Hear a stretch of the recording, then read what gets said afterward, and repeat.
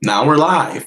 Today I have a very special guest. Her name is Michelle Catlin. She's a libertarian minarchist, and she's heavily active on social media sites such as Twitter, Now we're Discord. live. Today I have a very special.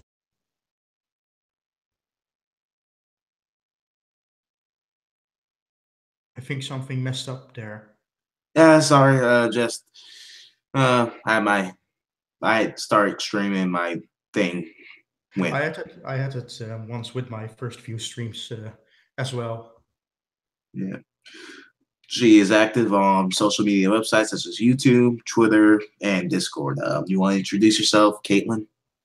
Yeah, well, so basically, as you said, I'm a political commentator. I'm active on Twitter, and I also make YouTube videos, and I stream once in a while.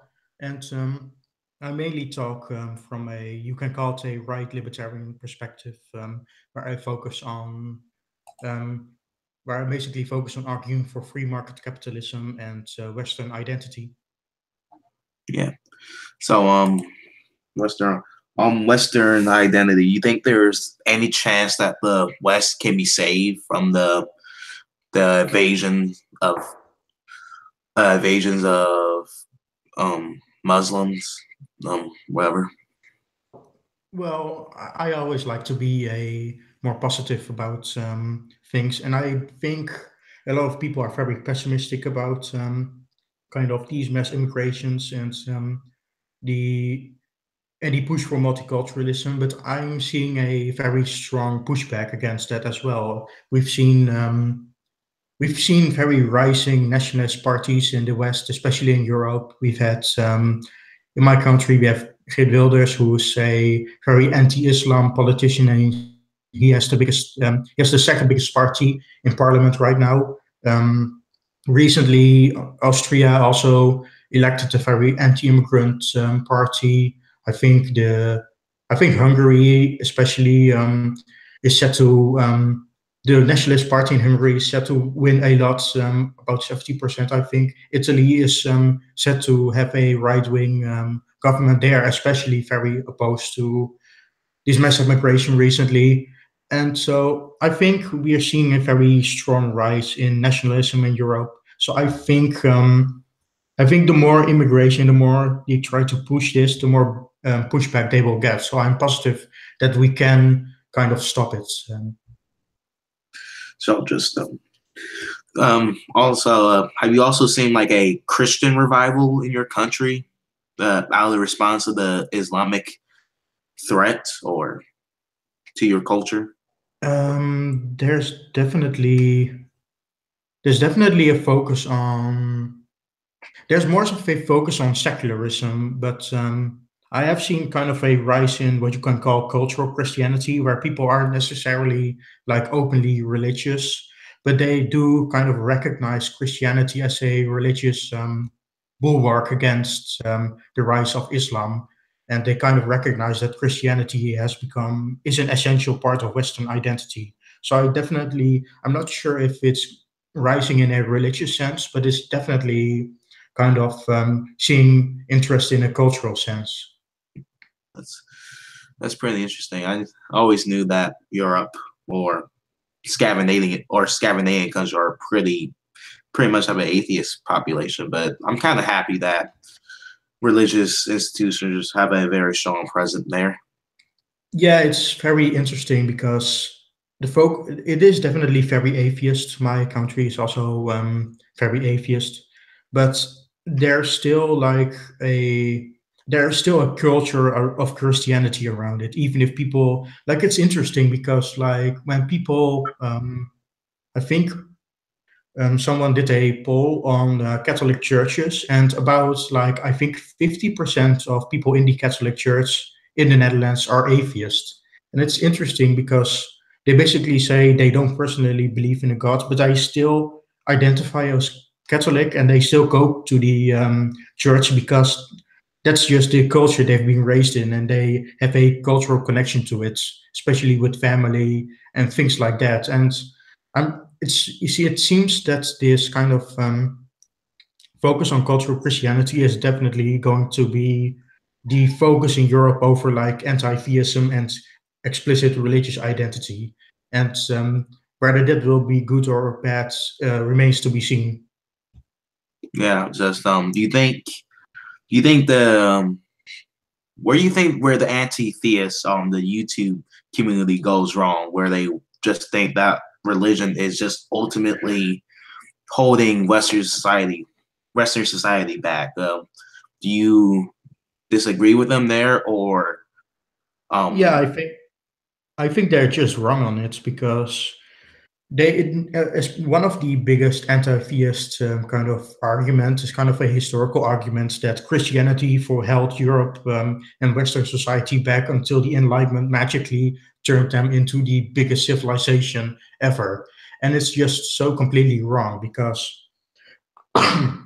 Christianity has been Christian culture has basically become synonymous with the West because back then, after you had for most of Europe's history, it has been kind of Christianity kind of trying to culturally um, keep Europe together, especially after the fall of the Roman Empire. After that fall, you had the Great Migration period, which had a lot of pagan tribes kind of taking over Europe, and that was kind of the period of stagnation, kind of the dark age, what a lot of atheists kind of think Christianity was about, but it was really just a migration period of a lot of pagans.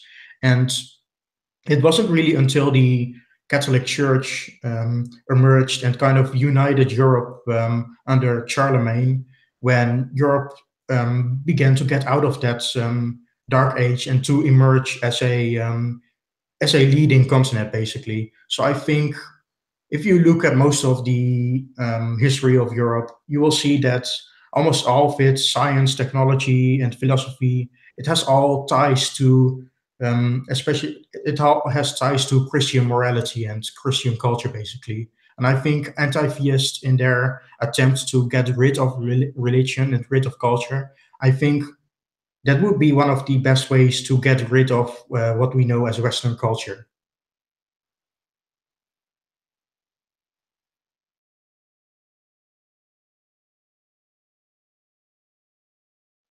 Are you there?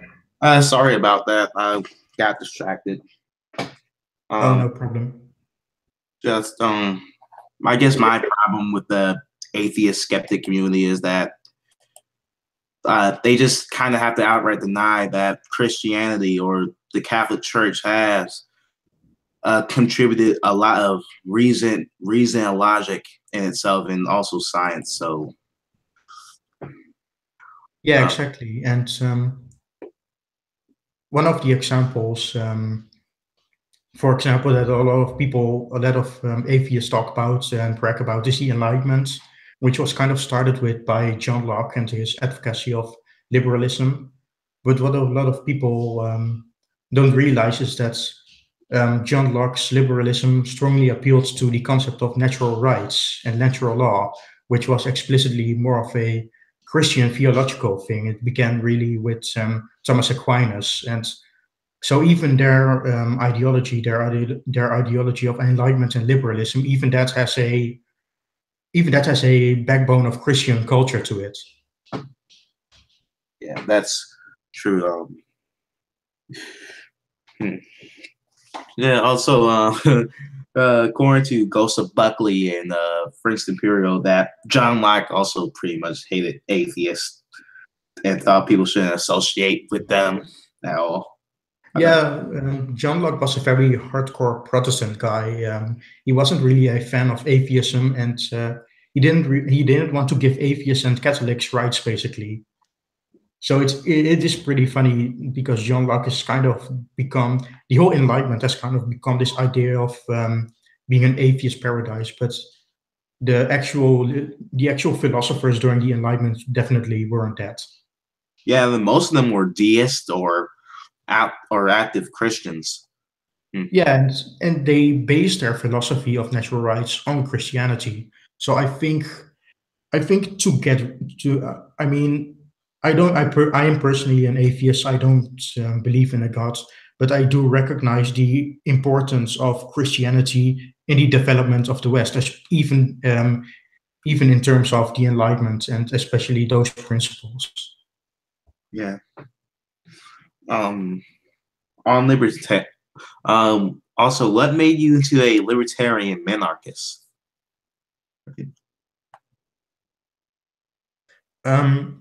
It actually all started because it's funny because I actually started as kind of an anti-theist guy. I was really into people like Richard Dawkins and Sam Harris, so I was really into that atheist community. And one of the people I was really into were the Penn and Teller guys, and because those were also very involved in the atheist community. So I was really interested in their shows and what they had to say. And Penn and Teller are both very into libertarianism. So they were the first people that kind of introduced libertarian concepts to me. And and how Penn Jillette described libertarianism as kind of this leave me alone attitude. I know better how to live my life than you do. I think that really appealed to me back then. But since then, I basically then started as a libertarian, um, a very generic libertarian, basically just freedom for all. And eventually, I became, as I got more into politics, I more developed more of a Western nationalist identity in libertarianism. You know, more of a paleo libertarian perspective.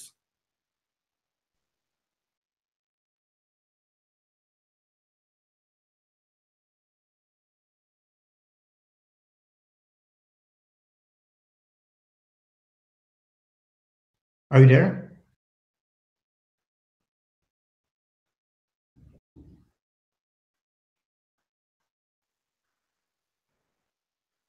It seems that Voltaire is.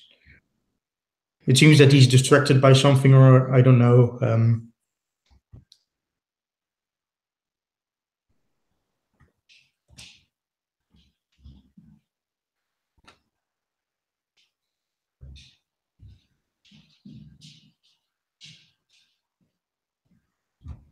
Are you still there, or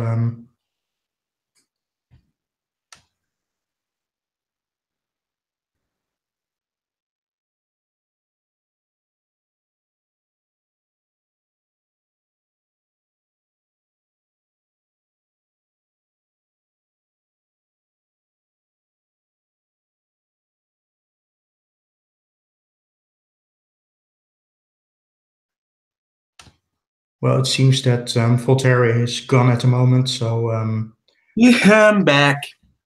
oh, you're back. What happened? Personal stuff. Oh, okay. But yeah, so basically, I got into libertarianism thanks to Penn and Teller, and from there I kind of evolved a more paleo libertarian outlook. Yeah. Are you sympathetic to the ANCAP such as Rothbard, the Rothbard and the Hoppe stuff? Well, in terms of like more of a cultural conservative version of libertarianism, I definitely am more with Rothbard and Hoppe, and I'm also very sympathetic to their strategy of making libertarianism appeal to kind of a right wing working class. But I'm not, in terms of like their pure anarcho-capitalist views in their pure Austrian economics. I'm more moderate than them. You can basically call me a moderate Hoppian in terms of that. Yeah, just yeah. You have some disagreements with the Austrian school?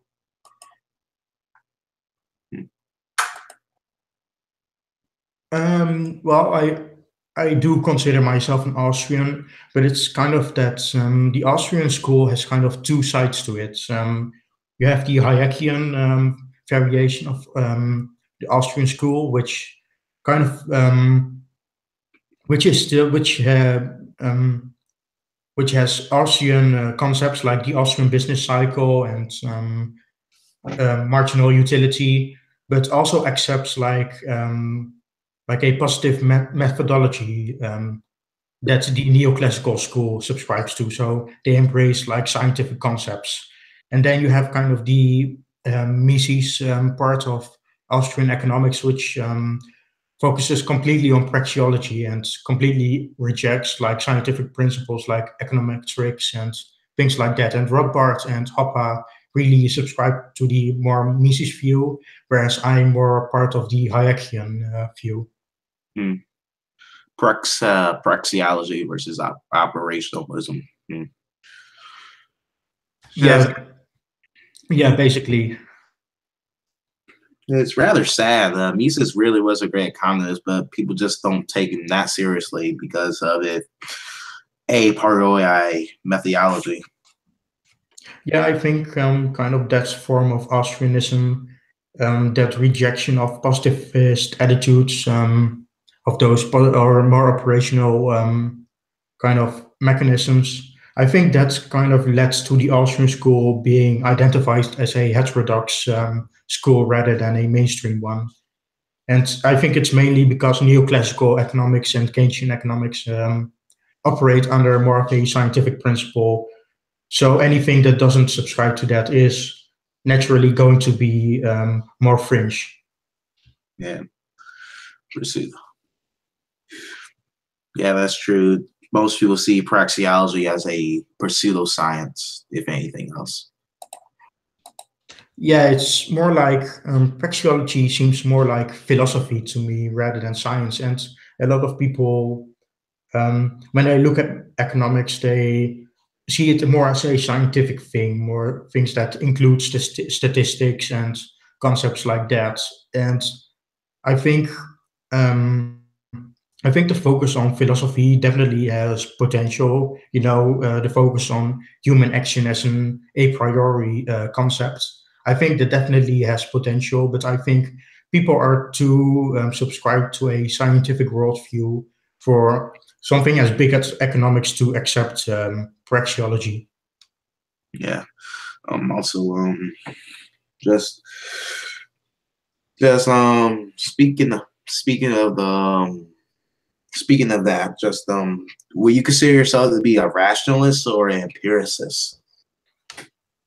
That's definitely a very interesting discussion because I see a lot of good arguments for both sides. Basically, I definitely lean more towards empiricist because I come from a more scientific background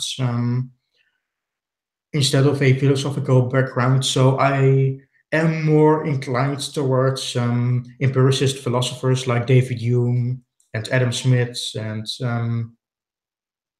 John Locke, kind of this empirical worldview as opposed to more of a rational worldview of humans as being reason driven. So I think I'm more empiricist, but I also recognize that empiricism has a lot of limits. So, so you agree there's some a priori knowledge out there that can't be um what's the word and proven, scientifically proven, if that's the right word, which is not, by the way. Yeah, I think empiricism is too limited for people to know everything, basically, and that's why I really dislike kind of this conversation about gods. For example, people are kind of talking about whether God exists or not based on a very empirical in a very empirical perspective. But the thing is, a metaphysical being like God is going to be beyond our empirical observation. So even trying to talk about whether he exists or not, unless you're really talking about philosophy, you're not going to get a. That's the same thing with a lot of other concepts. For example, it could be a very well that I'm just a brain in a jar in some kind of alternate space dimension, and that this is just all a complete illusion. But I can never really prove or disprove that because it is outside our empirical observation. And even David Hume talked about this a lot. Even like the empirical method of inductive reasoning has its limits because, for example, I have trust that tomorrow the sun will go up because we've empirically observed that the sun will always come up the next day. That's been tested, that has been observed. So it's perfectly reasonable from an empirical point of view to trust that the sun will go up again. But you can never really prove that through some events that the sun will eventually won't be rising tomorrow, and through some weird event will just disappear. We can't really predict that, and that is kind of the problem of inductive reasoning. It is from a philosophical perspective, it may from a practical perspective, I think it's the best we got. But from a philosophical, metaphysical point of view, it is too limited to deduce a priori concepts. Uh, I think I share a similar stance with you, although I think I'm more leaning to the more rationalist side of things. Okay, can you kind of elaborate on that? I believe in God, and I also a Christian. I think I think you can't just empirically improve God. I think better arguments for God is through a priori rationalist justification for God, if anything else. Um, Yeah, yeah, this is why I find myself really frustrated with the more evangelical kind of people, the more evangelical Christians that say hey, God exists and He healed me, that kind of thing. Yeah. yeah. I'm reminded of like back in my atheist days when I looked at a lot of debates, and I'm especially reminded by a theologian called William Lane Craig, and he used a lot of empirical arguments, like the cosmological arguments, that very strongly relies on like inductive reasoning and testability. And I think um, if you want to really prove the existence of God from a philosophical point of view, it would probably be better to rely on very more rationalist arguments like the ontological arguments. Yeah, and I don't really like William Lane Craig that much. I think he's dishonest, and I think his arguments are kind of bad. So what is your most what do you think is the most convincing argument for the existence of God? So far, what I heard is Saint Thomas Aquinas, just five proofs for God's arguments that I heard of. I think that's the most convincing and the most rigorous arguments. And on me, for me on a personal level, I never found any reason to not to believe in any kind of God because I was just pretty much indoctrinated because I was pretty much was born into the Christian faith. So Yeah, I can definitely understand that if you've been raised to really believe in God, it's of course going to be a very strong part of your life, and letting that go, um, even letting go of a belief in God can, of course, be very hard if you've been strongly raised in that. And personally, I'm more on the agnostic side of atheism in terms of that. I'm You know how Richard Dawkins made like a scale of like how much you believe in God and how much you disbelieve in God, with one being a complete belief in God and seven being a and knowing that God doesn't exist. And I'm more in the middle of that. Like I said, it's a concept like God is just too beyond our empirical observation to really make an claim either way, you know. yeah. So going back on libertarianism, do you think it's a is do you think libertarianism is a incomplete an incomplete framework because it can be because you have people calling themselves libertarian monarchists, libertarians, reactionaries, minarchists, and just do you think due to the incompleteness and libertarian being a completely negative philosophy, you think people will find themselves trying to fulfill it with more positive philosophy such as monarchism or minarchism, whatever. Yeah, I definitely agree with that. I think libertarianism, the concept of libertarianism is basically reduce government and let the free market handle it, to paint it as a very broad brush. And I think it doesn't really say anything about how society should be ordered, basically.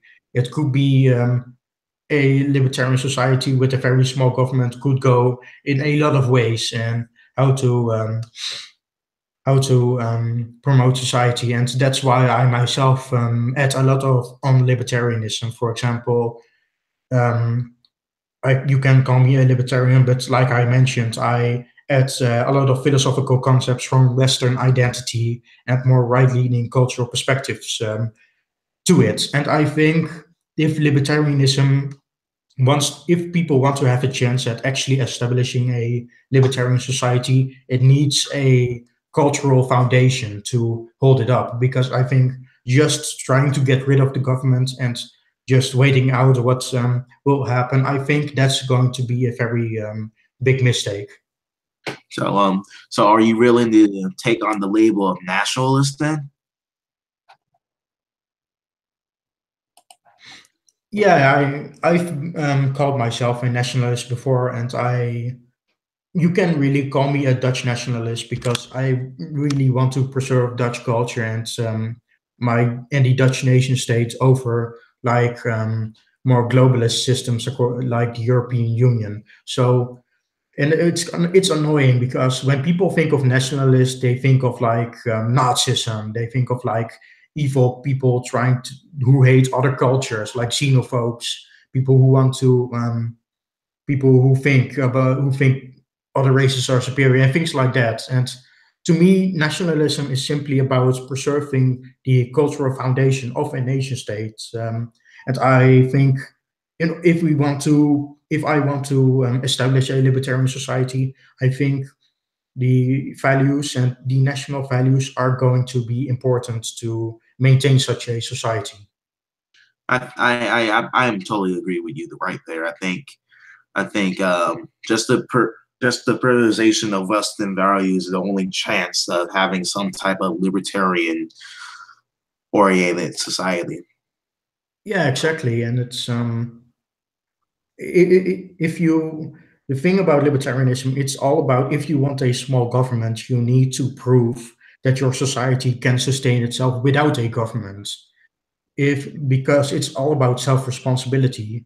If your society is in complete chaos, and if it can't hold a cultural foundation, then the only thing with force that can make sure it doesn't fall into chaos is government. So if there's no cultural foundation, the only thing that can really replace that void is the government. So in order to show that we do not need a big government, to show that we can have a self-sufficient society with libertarian principles, it needs to have a cultural foundation. It needs to have people who share the same beliefs, people on the one line. And that's why I think multiculturalism and mass immigration, which breeds conflict, I think that's a that's a good way of kind of destroying a cultural foundation and having the government step in to gain more power, basically. Yeah. Just hmm. So what the big question is what must be done? How can we save Western society from itself? Um, I think I think for now we need to make sure that I think we need to really secure the borders at this point. I think we need to make sure that immigration is limited to a point where first we need to limit it to a point where immigrants aren't going to um, replace our current demographic, basically. And so we need to maintain our current population who believes in these Western values, and we need to make sure they aren't overrun by immigrant people who don't share those values. And secondly, even even when we allow immigration, when we allow people from third world countries, I support a strong integration system so that people who do share our values are allowed in and are allowed to live in our country, but they need to adapt to our culture. They need to They need to genuinely um, promote the values that we do. They need to share our cultural foundation because that's the way we can show that we can have a self-sufficient society. And I think those two steps, just limiting immigration and focusing on preserving those values through integration, are the two most important steps to protect our society. And I think if we just do those two things, I think that will go a long way into naturally preserving our values and um, to naturally kind of get our culture back and to show the government that we don't really need it. We're self-sufficient enough to build our own society. So I think that will naturally lead to smaller governments eventually. But dude, that's such a fascist concept. Having Be- policy based based on based on discrimination. You're a racist. You're a racist. it's so funny because I remember I had a pretty big shitstorm recently when I told my Twitter followers I suggested to my Twitter followers to whenever they see an undocumented immigrant on Twitter, someone who calls themselves undocumented, to like link the account of ICE to their accounts, and that caused such a shitstorm. A lot of anarchists and extreme left-wing people suddenly started calling me a fascist, basically because I supported following the law and deporting people who entered illegally. Yeah, just well, to be honest, that's a really reasonable position to take. I don't see anything racist about it. By that, it's really just common sense. Yeah, I mean they violated the law, so they need to go back. Even about 20 years ago, Bill Clinton took a tough stance on borders. So Yeah, it really shows how fanatic these open border people have become, and it's just so annoying because just wanting to preserve your own culture isn't fascist. It's not racist. It's just wanting to maintain. It's wanting to maintain a sufficient society. yeah, so we got one option is to crush the anti-fascist mob. That's the only real option. Yeah, drop them from the helicopters. Yeah. So hmm, that's such a good meme. Yeah, but it's interesting. You jokingly mentioned about fascism, and it's just so annoying because well, it's just so annoying when people do it actually seriously. When they when they seriously call people fascists, because it's like it's such an overused word, fascism. Calling someone a fascist is like the political equivalent of calling someone a doo-doo-head. Hmm. Also, I guess no one really knows what fascism is anymore. Uh, No, true.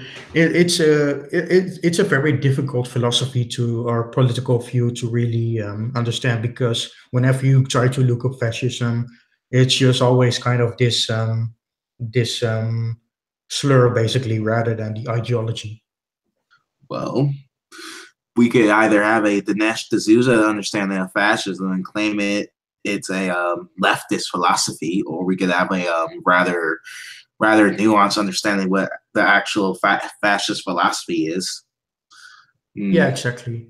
And I think the best way to understand fascism is to really go back to like the Italian fascists and to really look into the book, The Doctrine of Fascism. I think that's the best way to really understand the philosophy of fascists. But people would rather just it's just such an easy slur. It sounds so evil, You're a fascist. It automatically kind of gives a bad vibe to it. So it's just an easy slur at this point.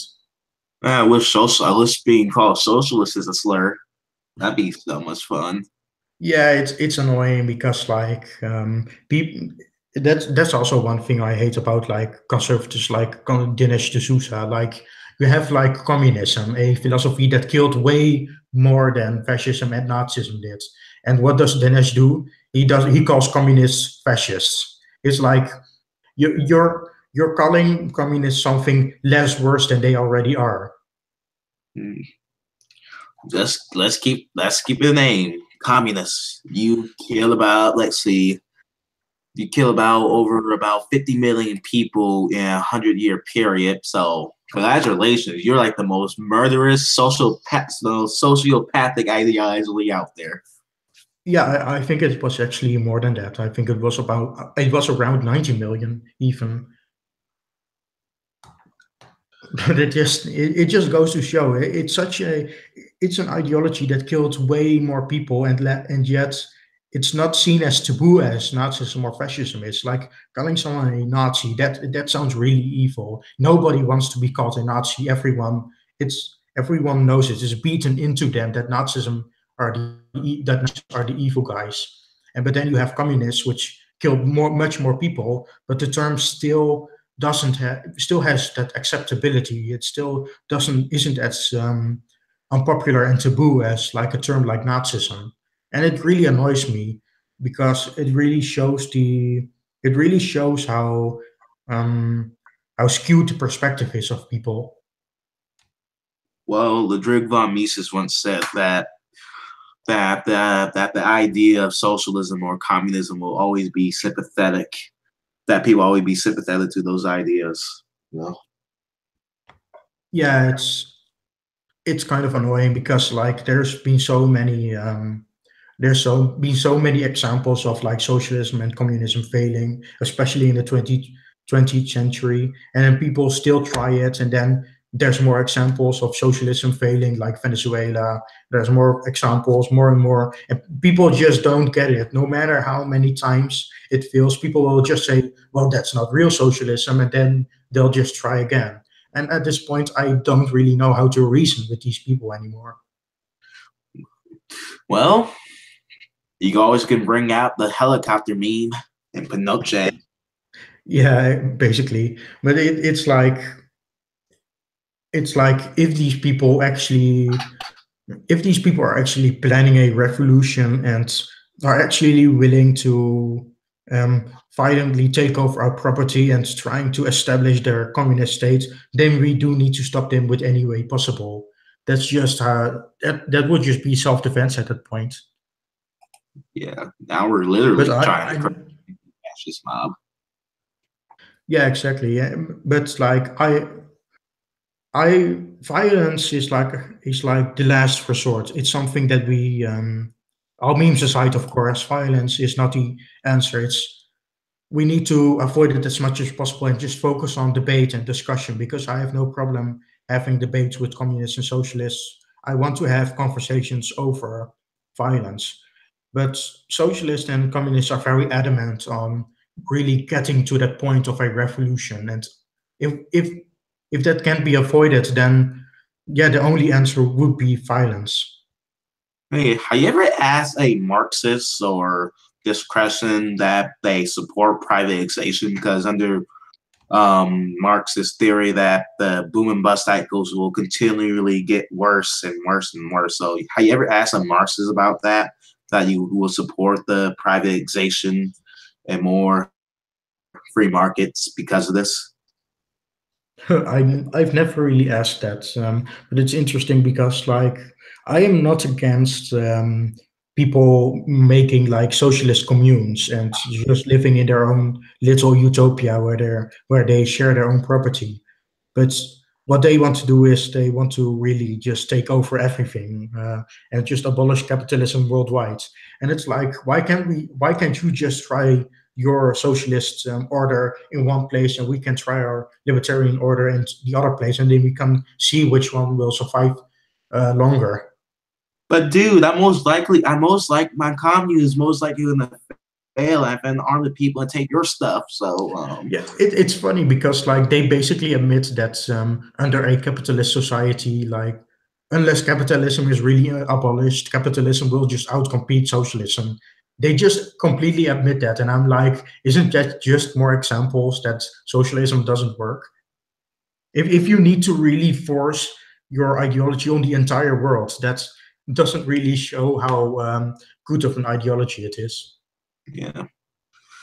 Well, I wish libertarians can be tried around the world, and then neoconservatism that really messed up the world in the long run, unfortunately. Yeah, it's annoying because now that we're getting kind of into like the new conservatives, like they've one of the things that I really hate is that they always try to socialists always try to blame like neoconservative intervention on like capitalism. They're like, oh, you see, capitalism is also violent, and it's like foreign intervention is much more different than economics, but it really shows how that really angers me about neocons, but because their violent military interventions are giving a lot of a lot of other groups on the right and the capitalist system a bad name, basically. Well, we gotta make the world safe for democracy, right?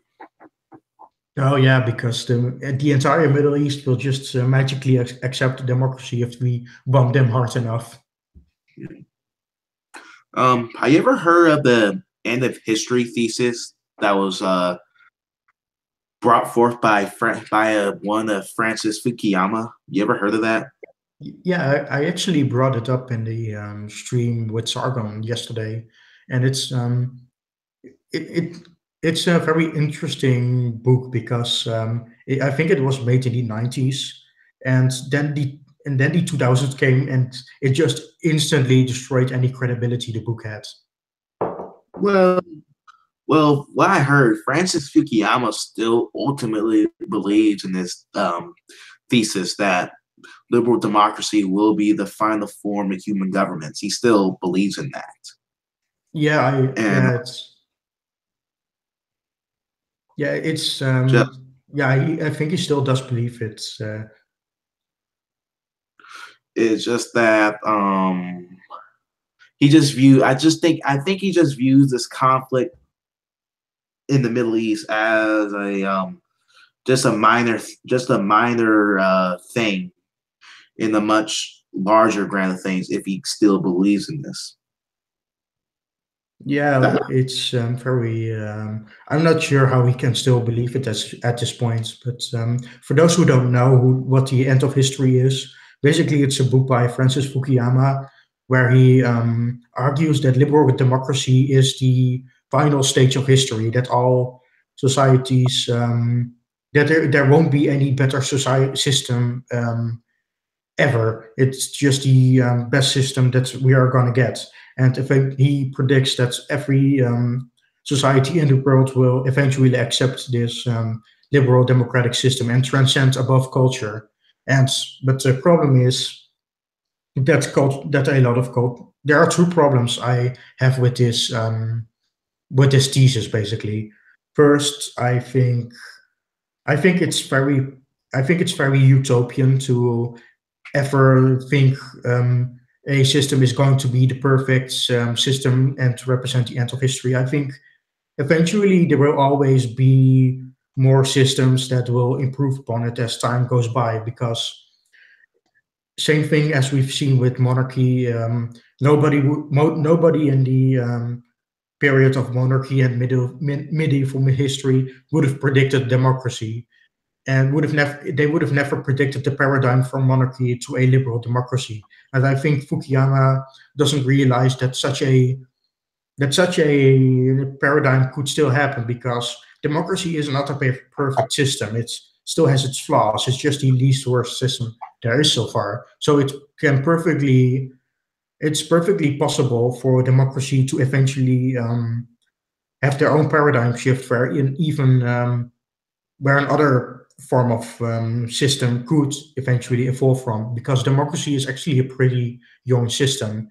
And my second problem is that is I'm not sure who this person was called, but his name, I think his last name was Huntington, and he made the book Clash of Civilizations, which basically argued that instead of having liberal democracies kind of take over the world and transcend culture, rather we're going to see different cultural foundations and different civilizations competing against each other and resisting exactly this kind of ideal of Fukuyama. And I think that thesis has been a much better prediction of the 21st century so far compared to Fukuyama's thesis.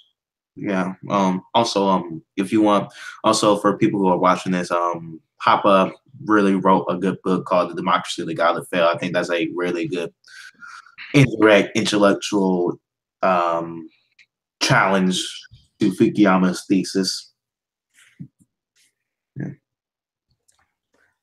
It's actually pretty funny because, well, like I said, I think personally, I think so far democracy is still the best system that we've invented so far, or at least the least worst system in terms of preserving peace.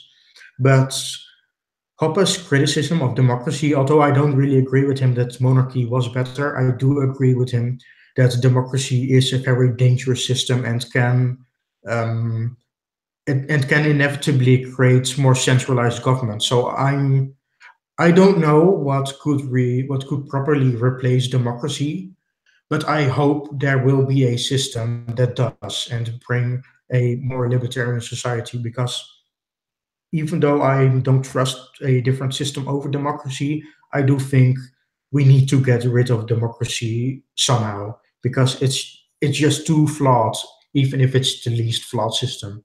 Hmm. Well, there's always restoring the aristocracy, but that's never going to happen. Yeah, and I'm not really convinced that. Well, there's this micronation called Liechtenstein, which which combines monarchy and democracy. It basically has a so you basically have a constitutional monarchy where Prince Adam, I think he's called, he basically have the powers of a monarchy and he can dissolve parliament. But at the same time, the only reason he is allowed to maintain this monarchy is thanks to direct democracy. So he has absolute power as the monarch, but the people democratically chose for him to have that power. So it's kind of this very interesting hybrid system where the monarchy holds the power of parliament in check, but the people holds the power of the monarchy in check. And I think that could be a very potential system for other countries to try in the future. Well, me personally, I think I can potentially foresee your return to a monarchy, but never here in America. Um, that's No, definitely not America, because the whole foundation of America has been resisting monarchy in favor of a republic. But I can see, I mean, if things really go out of hand, I can see a complete like reversal and people kind of going back to a more monarchist system. And it would be very interesting to see how such a system would work in a very technological society as compared to a more medieval one. hmm, well, I'd be really interested in this thing. I think things will be slightly better off.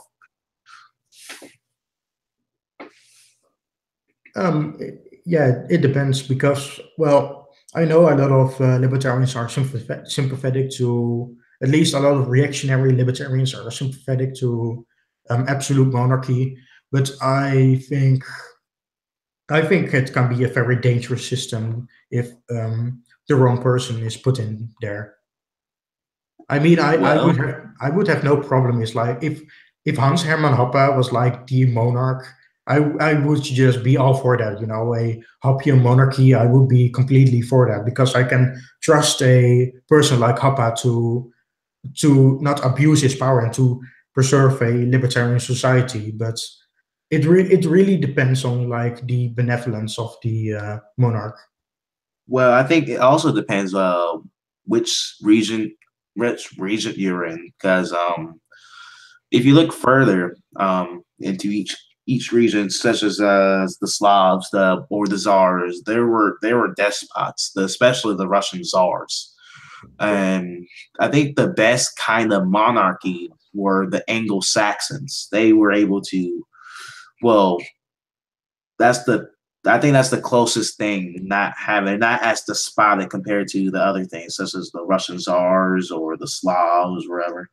Yeah, exactly. When people think of like absolute monarchy, they they immediately think of like a very despotist, centralized society of or like structure. And I think monarchy has a very big chance of kind of becoming despotist if it doesn't have that kind of cultural foundation to prevent it as such. Hey, oh, hey, they just high type preference people, man. Come on, don't worry about that. They're high type preference. Yeah, exactly. But yeah, I think I'm not sure. I think so far the best society that I personally have seen so far was the constitutional republic of Americans. After the revolution, where they just had a democracy, but it was held in check by the constitution. But the problem with that, even if that's even if a constitutional republic is technically like the best society for a libertarian society, which I would argue, that still has a problem of easily being subverted, because if a constitutional republic would be so secure to maintain a libertarian society, then we wouldn't have such a massive US government right now that just completely tramples over the constitution.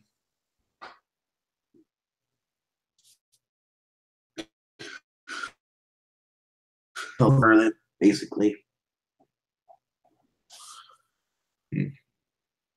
But yeah, it's I'm very open to a lot of alternative ideas to democracy, and I find that very interesting. But I'm still pretty skeptical. I'd have to read more on like reactionary literature in order to become more convinced of that. Well, I know one monarchist author, Eric von. I can't say his name. His last name. He's an Austrian nobleman. Linden. I'm just gonna type in. I'm just gonna leave in the chat. But hey,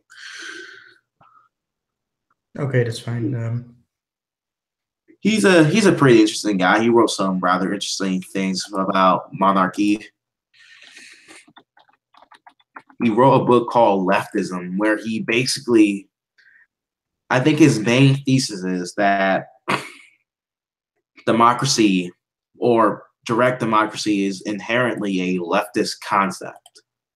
And he believes that the French Revolution is was a very leftist revolution because of that, due to the egalitarian democracy. Okay, that's a pretty interesting approach. I definitely quite like these kind of. I find it at least very interesting to get into, and it's also pretty interesting because the French Revolution is really where like the left right dichotomy started. Like the I think left wing versus right wing started as like the monarchists or the loyalists being on the right side of the throne, and the Jacobins who opposed the monarchy being on the left side. And it's very interesting to see how that's kind of developed. Yeah, just can we just all agree that the French Revolution is a disaster? Can we just all agree on that? Yeah, I actually take more of a. I actually agree a lot with Edmund Burke on this in terms of the French Revolution. That I was open to like transitioning monarchy to the republic, but I think the French Revolution was too much of a disaster of doing it. Too much of a very poor way of doing it, basically. And I think I support more of the Burkean form of like moderate reform as opposed to like this revolutionary idea. So you can kind of call me an old Whig in that regard. I think I will call you very well informed and well read on that. Oh, thanks. Like I said, I'm very interested in kind of monarchies and those systems. So, and especially kind of Enlightenment philosophy. I've read a lot on that because as a capitalist, I've always been very interested in property rights. So it's kind of that part of history that has always very interested me.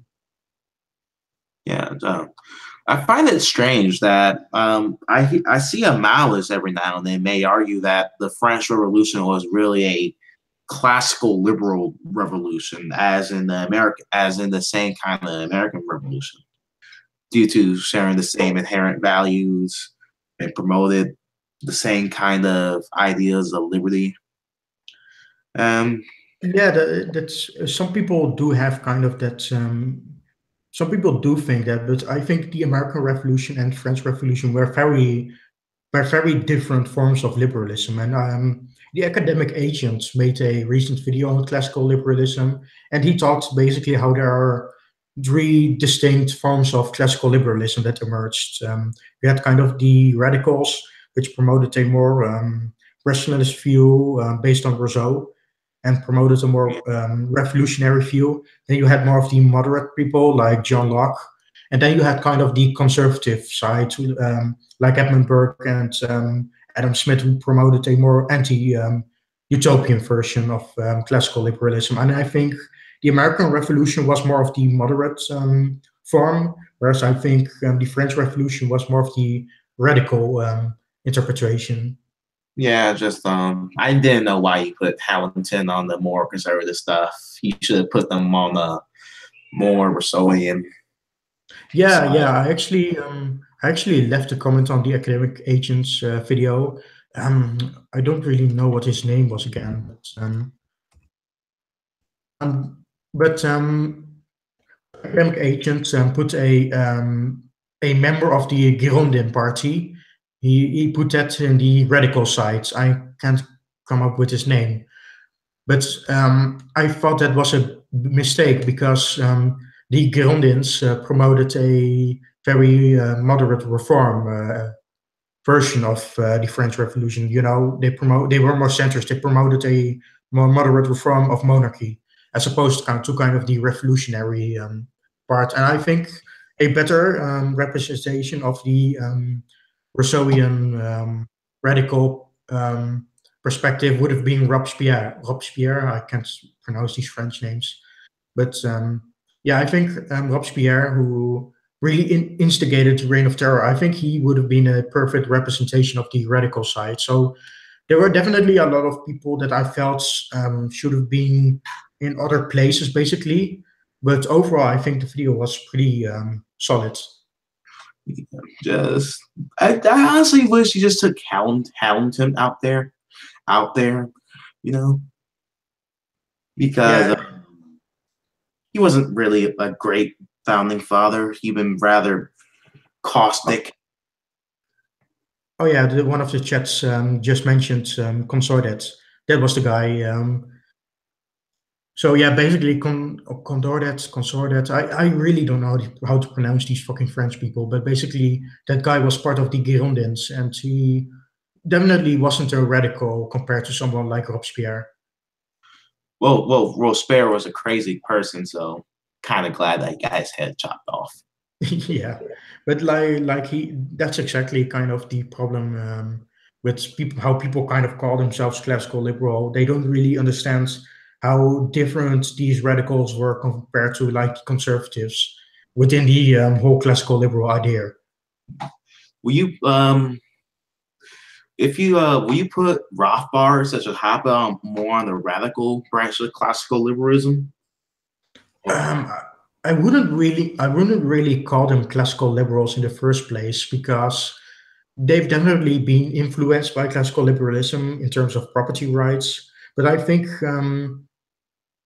I think their rejection of democracy in favor of anarchy. I think because of that they are less. I think they are less classical liberal in that regard. But I do think Hoppe and Rothbard represent a more rationalist side of libertarianism, at least, as opposed to a more empirical side. Yeah. Mm, just mm. I hope academic agent make other part two expand his classical liberalism. Mm. Yeah, I've he really focused on kind of the first wave of classical liberalism, and he kind of left out some more recent ones like Frederick Bastiat, which was kind of a shame. I think he never read Bastiat actually. Oh, he definitely should. I think he would really like the law. Yeah. It would be right up his alley as a very capitalist person. I'm rather surprised. He really likes Soul. I'm surprised he never read Bastiat. Soul liked Bastiat. Yeah, Bastiat is like he's like the I would call Frederick Bastiat like the first libertarian. Yeah. And he wasn't and I see some people on Twitter think he was an anarchist, but I was like, no, he wasn't an anarchist. He actually advocated for a government in the law.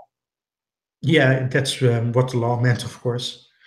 Yeah. But I think I think some people think he was an anarchist because he made a lot of remarks about the states being thieves and plunderers.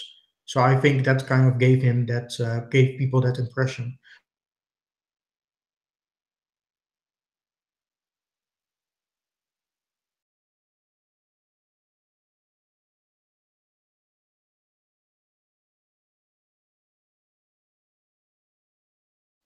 When law and morality are in contradiction in one another, the citizen is faced with a cruel alternative, either losing his moral sense or losing respect for the law. Mm. And he was a pretty funny guy further back, so yeah. Yeah. It's I think out of all the classical liberals, he is one of my favorites personally. Too bad he died early. Yeah, it's a shame. I think he was a French. I think he was represented in Parliament. So at least he did have at least he did have an impact on French politics. Yeah. Also, are you aware with this debate with Proudhon? Oh yeah, I think he did a debate with him. I think that went really bad. I think it ended up in insults. I think Even Karl Marx thought Bastiat won in that exchange. really. Yeah. I think Although, although Proudhon Marx got hated Proudhon. I think Proudhon got really angry at Bastiat in that debate. Yeah. I'm trying to look it up because I think it's mentioned on its Wikipedia article. Yeah. But yeah, it's interesting because it was really the first kind of debate between the more capitalist side of anarchy or libertarianism versus the more left wing egalitarian side. Yeah. Hmm. You know, I But yeah, never read the exchange, but read the exchange. But hey, I wonder how Bastiat did. Um, hmm. Well, I heard that they was just talking past one another, Proudhon and Bastiat. I actually have a quote from Proudhon during the debate. He said to Bastiat, "Your intelligence is asleep, or rather, it has never been awake. You are a man for whom logic does not exist. You do not hear anything, you do not understand anything. You are without philosophy, without science, without humanity, without ability to reason, like your ability to pay attention and make comparisons is zero. Scientifically, Mr. Bastiat, you are a dead man." Ooh, I, man. I I think that debate was the first version of internet blood sports. But it's more elegant and rather it's more elegant though. Yeah, it's basically internet blood sports without swear words basically. Yeah, just I think they were arguing over exchange value actually. That's possible. I've never really seen the debate, or at least I think there's only a transcript of the debate, so I need to get into that. Yeah, But it yeah. Perdome was a mutualist, so he believed in labor vouchers, and Basquiat was more so leaning to the more Austrian point of view of money being the medium of exchange. So they're pretty much arguing over exchange value. Yeah, I think that's one of the things that really separates capitalism from mutualism. Yeah, yeah, just yeah. So who else? Who's also a personal favorite on the classical liberal side? Personally, I think I really like. He's not usually called a classical liberal because he was more involved in other concepts, but I really like David Hume as a philosopher. But in terms of politics, I think Adam Smith was really eloquent in terms of promoting economics, and he's also been one of my favorites. Yeah, I guess for me, I guess I like Hayek and Mises. Oh Uh, yeah, that's more of the I guess you could say more of the modern classical liberals or yeah, just uh, the 20th century classical liberals.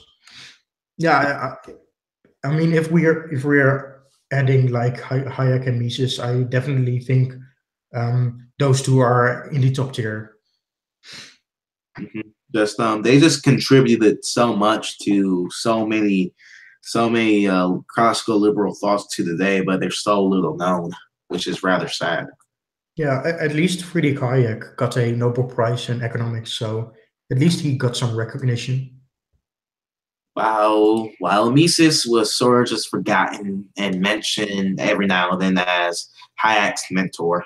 So Yeah, I think Mises is one of the most underrated economists. mm, yeah. But I actually think I'm going to go because it's getting pretty late here, and Oh, or do you want to talk about some other stuff? so so you want me to end it here? Hmm. I can go. We can end it here, or we can do one last topic. Either way is fine with me. Well, since you're talking about classical liberalism, we can talk about the perceived failures of classical liberalism for another 30 minutes. Or Yeah, we can kind of do that as the last topic because that's pretty interesting. I think it's interesting because especially the Great Depression was kind of seen as a failure of classical liberalism, and that kind of revived the ideas of fascism and real fascism and socialism. And it's kind of a shame because people's misunderstanding of classical liberalism basically led to a lot of people out of frustration voting and allowing authoritarians in power. even Rand voted for FDR. Really? Yeah. Wow, that's a shame. And it's such a shame because people completely misunderstood why these failures happened in the first place. These weren't these weren't the failures of classical liberalism. Also, I sort of have to agree with the fascists on the point that classical liberalism did create a rather nihilistic culture over it because just that it just sort of promoting materialism. And also I kind of have to agree more so on the fascist side that when it comes to democracy that they have every right to criticize democracy because they see that as a other failure of classical liberalism, um, for promoting this rather degenerate culture. So, Yeah, it's like I said in the start of the video. I think without a cultural foundation philosophies like libertarianism and classical liberalism are not going to last. And that's exactly what I talked about. If a society can't prove that it is self sufficient and has a cultural foundation, then the government will step in and take it over. And that's exactly what happened with fascism. They recognized a culture devoid of cultural hegemony and self-sufficiency. So they believed that the state was necessary to take over and put people on the right path. And I think if we can show that a classical liberal society or a libertarian society, if we don't add a cultural foundation to that, I think that will keep happening. Yeah, just this outright rather denial of culture, especially coming from the more leftist egalitarian libertarians or classical liberals, can get rather irritating, especially during a discussion.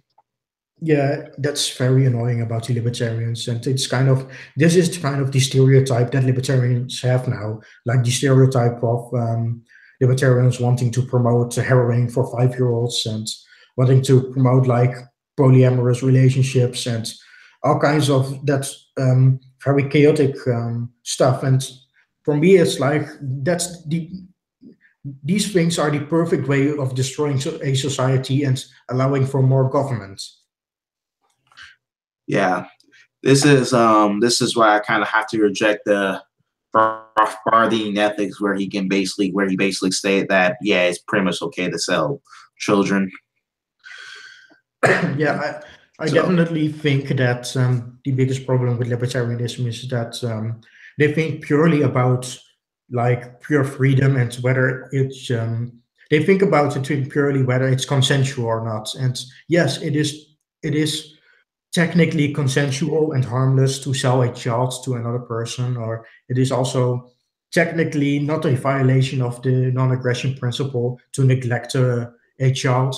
But if you're going to allow those things in a society, then your society will just completely collapse. yeah. So this is So I think yeah, I think a good way to cure this common nihilism is just having some type of religious or traditionalist institutions, but your own trade-offs. oh yeah, true. But I definitely agree with you that we need at the very least we need a cultural foundation. And I think in terms of religion, I think in terms of religion and Western society, I think even if you don't believe in God, you still need that cultural foundation of Christendom to maintain Western society. And I think it would be very dangerous and counterproductive for libertarians to kind of brush that off, basically. Yeah, And yeah, that's just my yeah, point. And yeah, so like you said, I think fascists responding to classical liberalism, breeding nihilism, and fascists stepping in to kind of resist that. I think that's exactly the danger that we could face if we do not allow a cultural foundation to maintain Western society. yeah. Just do you think the alt right is a response out of this failure of classical liberalism, or a more accurate term, Yeah, neoliberalism? yeah, I definitely think it is. I think you've probably noticed if you're a libertarian that a lot of alt right people are post libertarian. They've a lot of people have been used to be libertarian and now they've gone to the alt right. There's kind of a libertarian to alt right pipeline, as they say it. And I do think many of the alt right are basically libertarians who recognize that group identity and cultural foundation are important. And so they lost faith in libertarians and went to the alt-right and focus on one identity and focus on what they consider important for a cultural foundation. And where I disagree with the alt-right is that they prioritize race as the main foundation for society, whereas I see culture and institutions more as the main foundation. But I think the alt right is very much a radical manifestation of this kind of breakdown of culture. Or even Rune said he was a libertarian at some point. Yeah, most people were. Even Richard Spencer used to go to libertarian conventions. Just, just And that and that's why I think we need to establish like a at least a libertarian ideology that has a cultural foundation to it, kind of a very Hoppian perspective on libertarianism, because without that, libertarianism is just going to fail, and people and libertarians are just going to move on to a group that does have those kind of group identities. yeah. just just so I am pretty much in agreement with what you said there, and also I I think Brave and Ruin really made a really great point in his 50-minute video how individualism ate itself over the last century. It's a really good video. I think people who are currently watching this should check that out. I haven't completely watched that video yet, but I'm planning to. He's definitely one of the more eloquent people you could call alt-right. I know he doesn't really like that to label himself as such, but in terms of like people you could describe as kind of alt-right, I think he's one of the better people. Yeah. Or you could watch Millennium Rose. That guy. Oh yeah. Well, I don't watch his content, or I don't really find anything interesting about him. I mean, I don't watch Millennial Woes either, but it's not because I hate him or something, or because I don't like his stuff. It's just there are so many YouTubers out there, so I can't really watch them all, of course. Yeah. Also, there's another good YouTuber who's not really alt right, but he calls himself a reactionary now. Is Chudo Tom, who Oh yeah, he's kind of a reactionary libertarian. I think yeah, he's very Hoppian. he Yeah, is. yeah. I think YouTubers like True Dilton and that guy T. I think that's the way for libertarianism to go instead of this more egalitarian route. Well, well, that didn't work out. Well, that didn't work out for the Libertarian Party, who rejected Ron Paul for some doubt of some stupid reason. Yeah, that's my problem with these libertarians. They just don't get it. They just don't get that their left libertarian strategy is not going to work because it's just going to fuck up their entire party. I mean, if like so the left, if a left libertarian egalitarian perspective can already ruin an entire party, then just imagine if we establish that in the entire society. That Mm, would just be so that would just end up so poorly. yeah. So at least the more Hoppy and Rothbardian strategy is to just appeal to the more right wing working class and pretty much encourage and shun the anti fascist mob out of existence. Yeah, I think that's the best way for libertarians to go right now. Also, it doesn't help that some right wing libertarians actively support a police state. That doesn't really look that good, in my opinion. Yeah, yeah, it's like you can obviously you can go too far in the whole right libertarian thing, but in general, I think just a more right libertarian strategy, um, just focusing more on those values, I think would be much better for libertarianism. Yeah. But I think this was like kind of the last topic. I think I might have to end it here because it's getting late. Okay. I hope you enjoyed. For people who are watching this, I hope you enjoy this, and thank you, Michelle Catlin, for being my guest for tonight. And I hope everybody has a good week. Yeah, thank you for